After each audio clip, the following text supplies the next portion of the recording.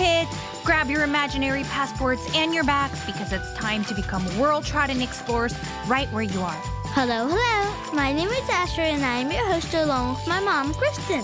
Today, we're traveling back in time to uncover the story of kimchi, where it began, how it evolved, and then we'll head to my kitchen for a crunchy taste test.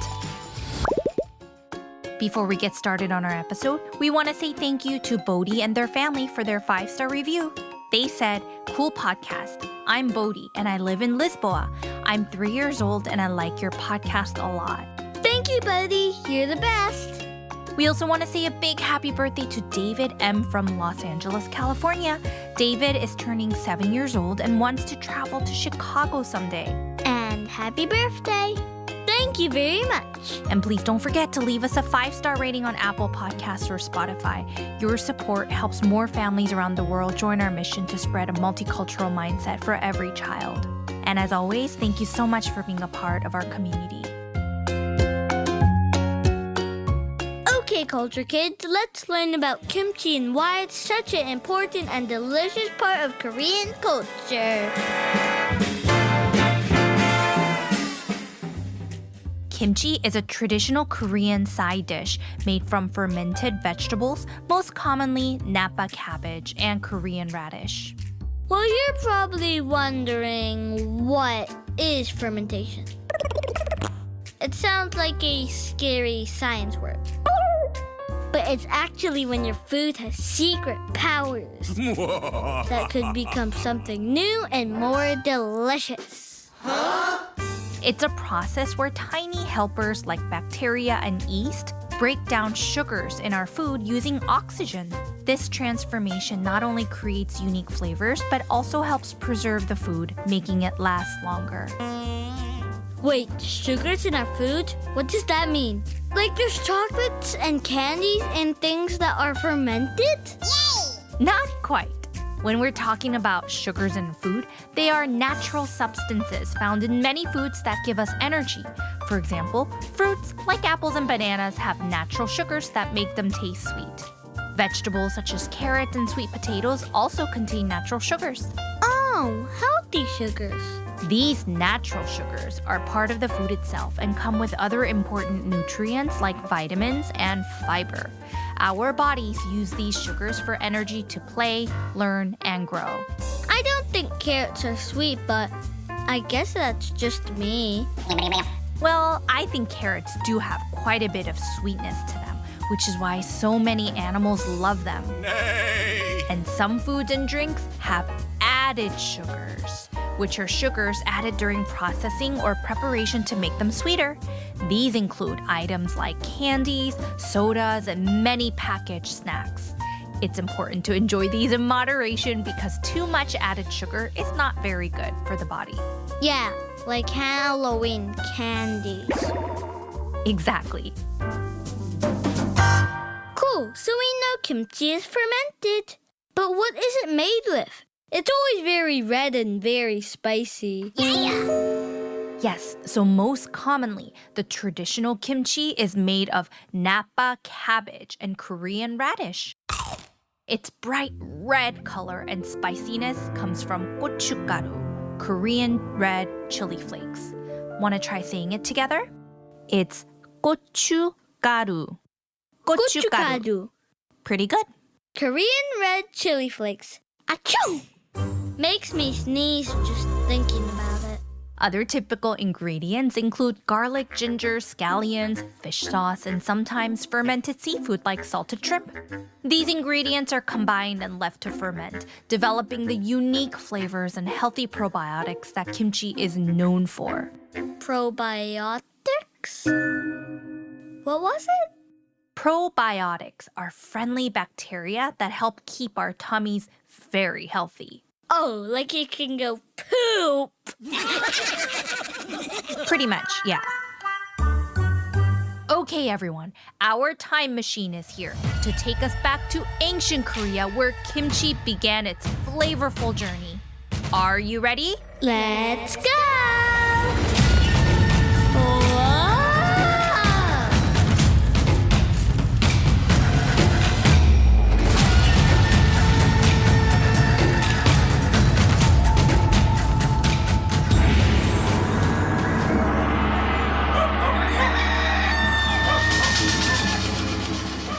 everyone. Our time machine has just landed in ancient Korea around the 4th century during the Three Kingdoms period. Villagers are bustling about dressed in traditional hanbok, men in short jackets and roomy trousers, and women in long skirts with jackets, all designed for comfort.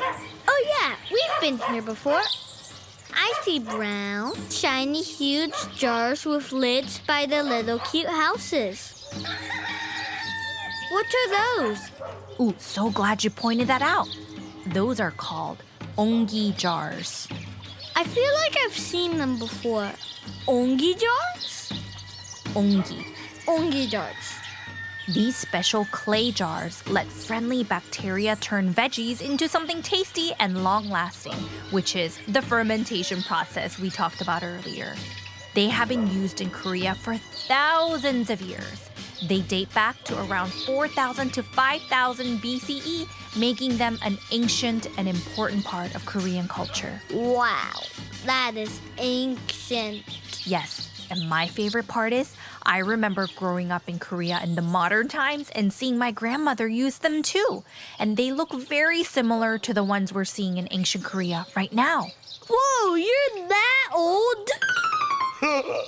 No, but the basic design of onggi jars have remained the same for thousands of years. In the past, they were essential for storing foods like kimchi, sauces, and grains. However, with modern inventions like refrigerators, people use them less for storage today. But many people, especially families that may live in the countryside of Korea, appreciate onggi for their cultural significance and craftsmanship, keeping the tradition alive. Wait, what are they putting in the onggi jars? Is that cabbage? Yep, they're packing the vegetables into onggi, and they're going to bury them underground to keep them cool. But why did they bury it?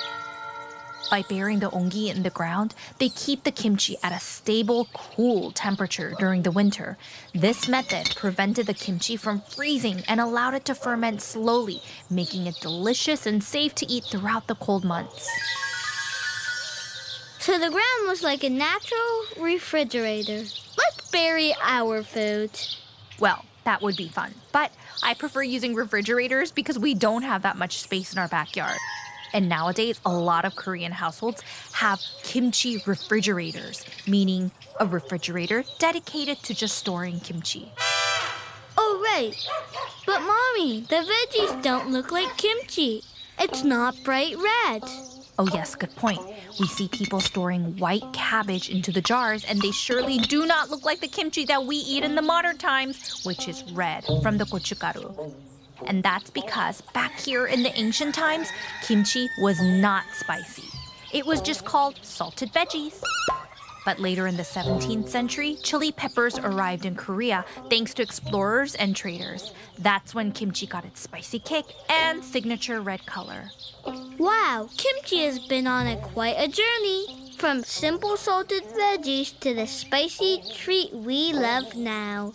That's right, Asher. And in the future, hundreds of different types of kimchi were created in Korea. Well, let's go try them all. Sounds good.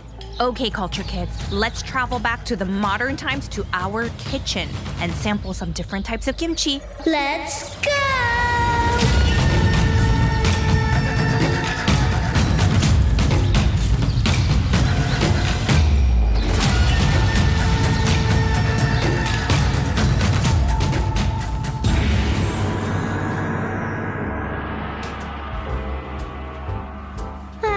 Home sweet home.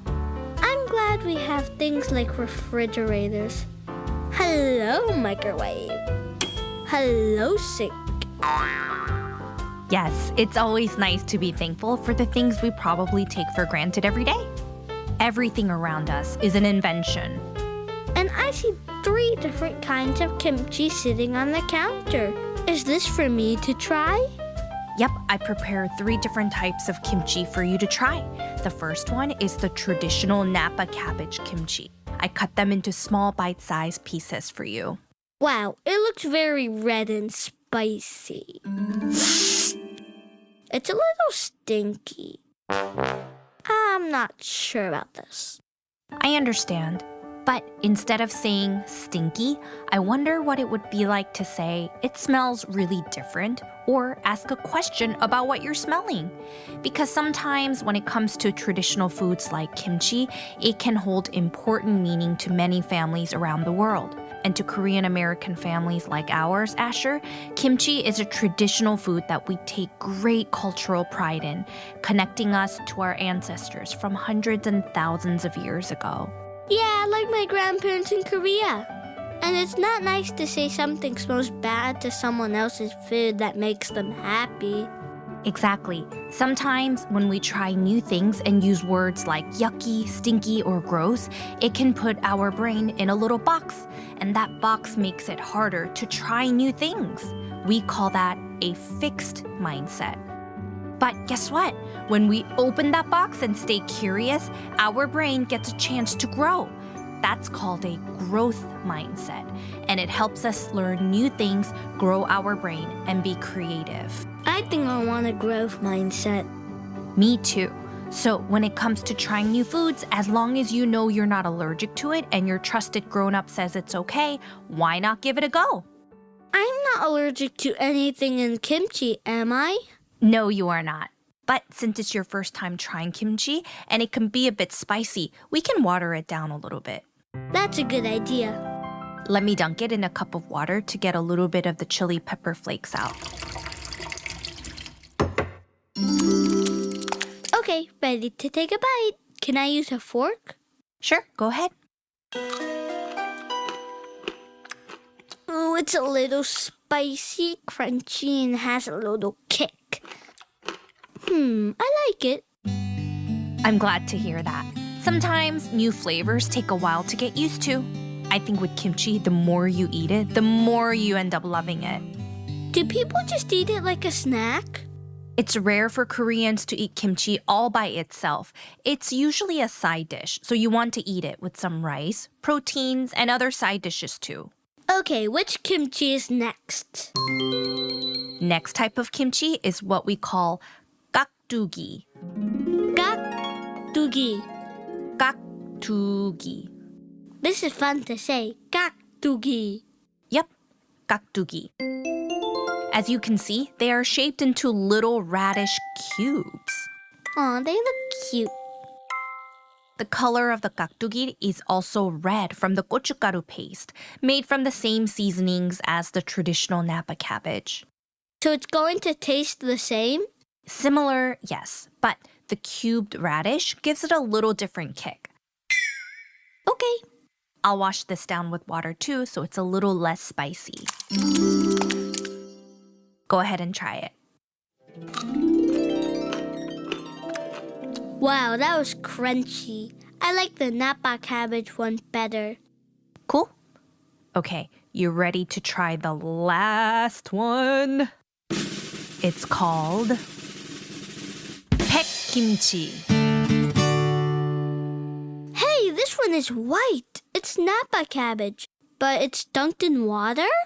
White kimchi, or 백김치, is a mild Korean fermented dish made without chili pepper powder. It typically includes Napa cabbage, radish, Korean pear, garlic, ginger, and sometimes chestnuts and jujubes, resulting in a refreshing and slightly sweet flavor. I actually love to drink the clear, white, cold, refreshing broth it usually comes with.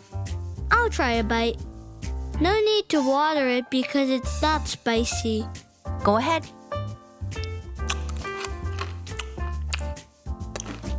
Wow, this one's sour.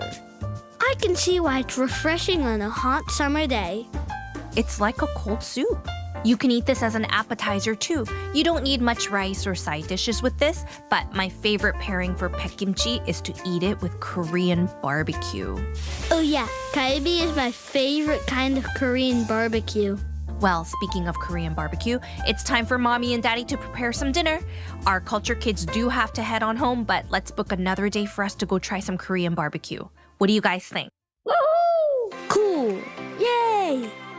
And to our culture kids families, do you have a special dish or meal that means something to you and your family?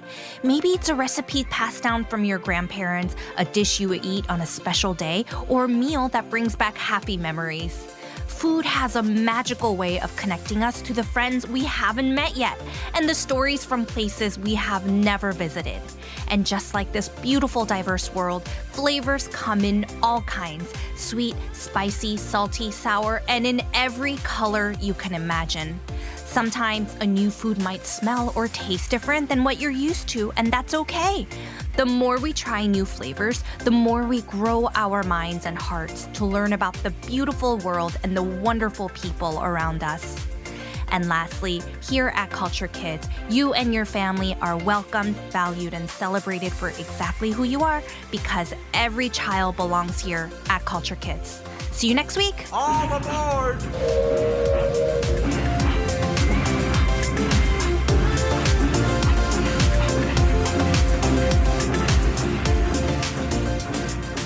Joke time! I'll go first. Go, go, go. What did the DJ say to the vegetable?